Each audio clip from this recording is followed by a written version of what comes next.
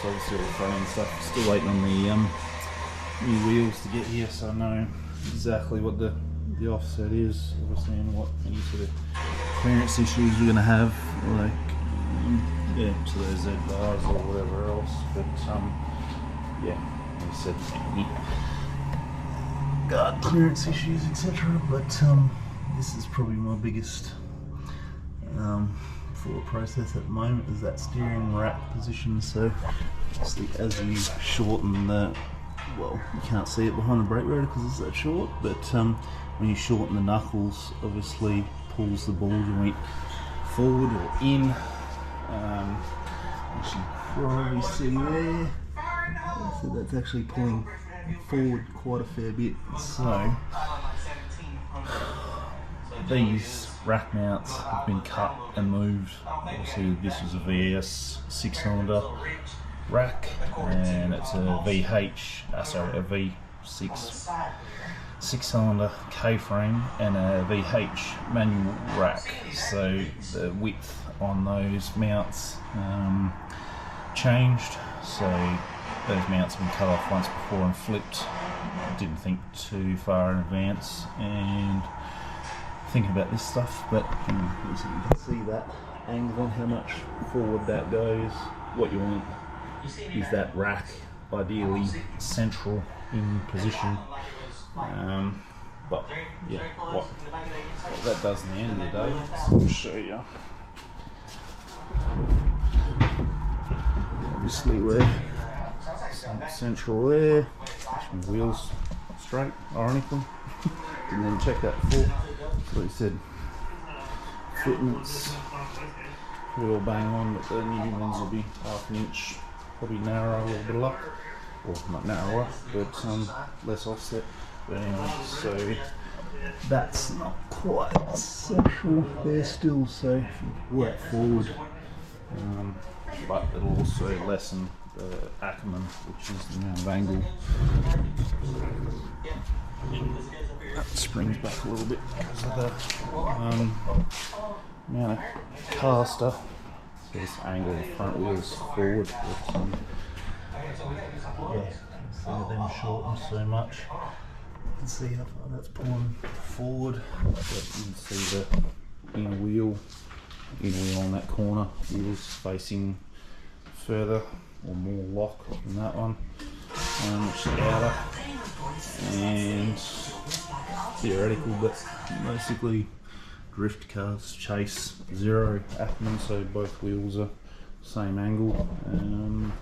Now on a typical car, this is what your Ackerman looks like. On a proper set of drift knuckles, this is relatively what your Ackerman is going to look like. Both wheels will be pointing the exact same direction, which is really only good for drifting and not anything else. On a normal car, the steering Ackerman angles are different for a purpose.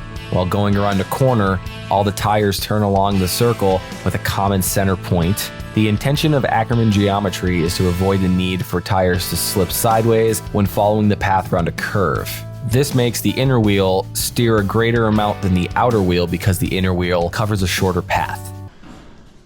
Just the weight transfer to the outside wheel, as you can see. Perfect example, scrubbing on the tyres. Yeah, that's how far it rolls over on tip-in. Like, so yeah, literally that part of the wheel's touching on the ground. So it's that outer wheel that's got the majority of the weight and the load on it. So you want that turned as much as you can as well. So either cut that off or GK Tech make an offset adapter that you pull the rack ends off, and hopefully the same thread as that, and we can pull that forward a bit. So you can see the standard rod end, rack end, tie rods, whatever you call them from whatever part of the world. But anyway, so you can see there, because of the shortened knuckle, how far behind that is for that to be parallel straight. So maybe I'd call that straight. Anyway, still well behind offset. So It's obviously got not too much caster either at the moment. But anyway, so, and then when this turns, obviously that goes further forward again. So that's dragging that basically forward with it every time it turns and causing, you can see there, so how far forward it's got to come to actually the angle. So that's what causes your Ackerman or progressive misalignment, I suppose you'd call it. But yeah, so the further you turn one way, the more each wheel's going to have on it, or the further towed out, I think it is, they become.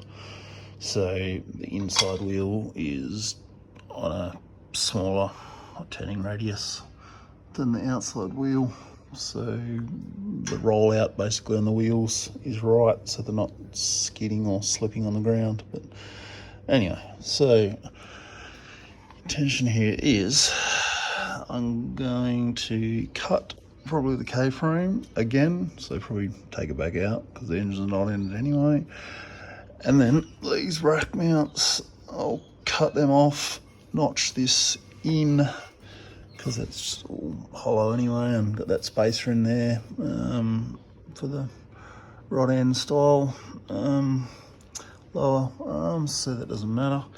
But yeah, so what I'll do is probably sink that rack into the K-frame yay much, and there's also some vertical misalignment there too, obviously because how much I've lowered it. So even with the way I did the short knuckles, this obviously was up here before but out here, so I've like underlapped it.